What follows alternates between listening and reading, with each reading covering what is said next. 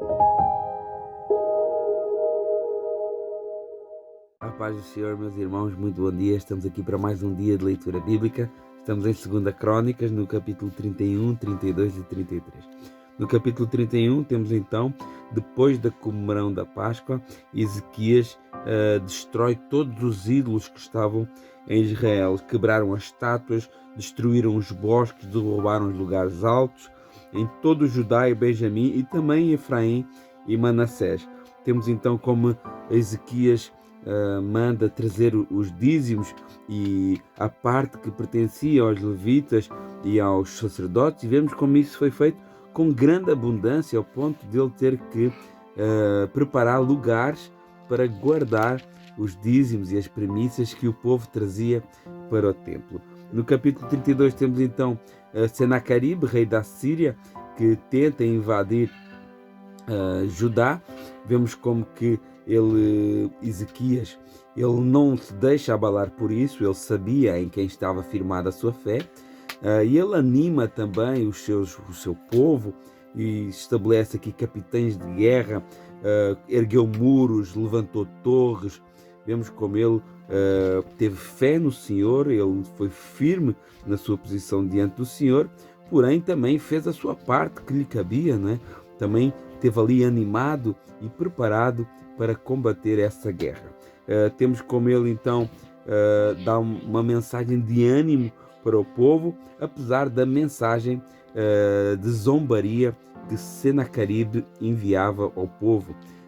Depois, através da oração e através da busca do Senhor, temos aqui o aparecimento também do profeta Isaías, aqui nesse momento, que ele estava ali junto com Ezequias, orando ao Senhor e clamando ao Senhor, e vemos como o Senhor envia um só anjo, que durante a noite, nós vemos lá isso em 2 Reis, no capítulo 19, que durante a noite matou 185.000 soldados da Síria. Vemos também como ele sofre de uma doença e o Senhor cura, porém o seu coração ensoberbece, fica um pouco enaltecido, e vemos que isso foi um erro no finalzinho da sua vida. Porém, a palavra do Senhor diz que ele se humilhou e que ele se arrependeu. Vemos como ele foi um rei muito próspero, um rei que alcançou o favor do Senhor porque buscou o Senhor. No capítulo 33 temos então o reinado de Manassés, seu filho, que fez tudo errado, começou muito mal. Ele queimou filhos, sacrificou os próprios filhos, sacrifício humano. Ele reedificou os lugares de idolatria que Ezequias, seu pai, havia derrubado. Ele levantou altares a Balaim, fez os bosques para o culto a Deus Acera. Vemos como ele realmente começou aqui um início de reinado completamente fora daquilo que foi os caminhos do seu pai.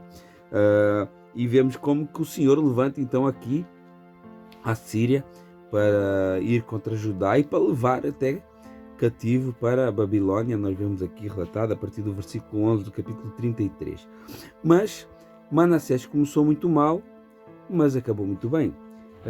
Vemos que apesar do pecado de Manassés e apesar da sua transgressão contra o Senhor, ele se humilha e ele ora ao Senhor, ele reconhece a sua falha, a sua fraqueza.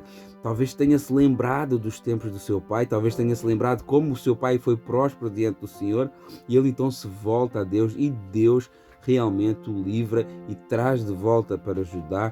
E ele então começa aqui a reedificar a casa do Senhor, o templo ao Senhor, sacrificar ofertas à casa do Senhor e ao Senhor, e vemos como o Senhor era com eles. Um grande avivamento aqui sobre o reinado de Manassés, Manassés que às vezes é conhecido como um rei muito mau, e realmente ele fez coisas muito más, mas no final da sua vida ele se arrependeu e se voltou para o Senhor. Temos então a morte de Manassés e Amon reina sobre Judá. Amon, que foi um rei mau, um rei que fez tudo o que era errado, tudo o que era contrário à vontade do Senhor, e nunca se humilhou, como a própria palavra diz, nunca se humilhou como o seu pai havia feito.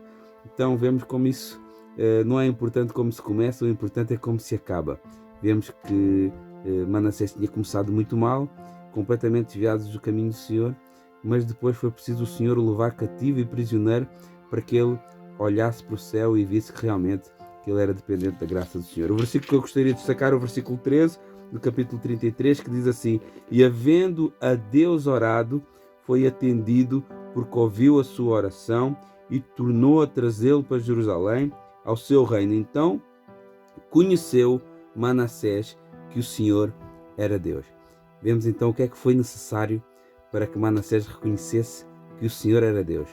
Foi necessário ser prisioneiro, foi necessário ele passar por uma guerra, ser preso e humilhado. E às vezes nós também precisamos passar por isso.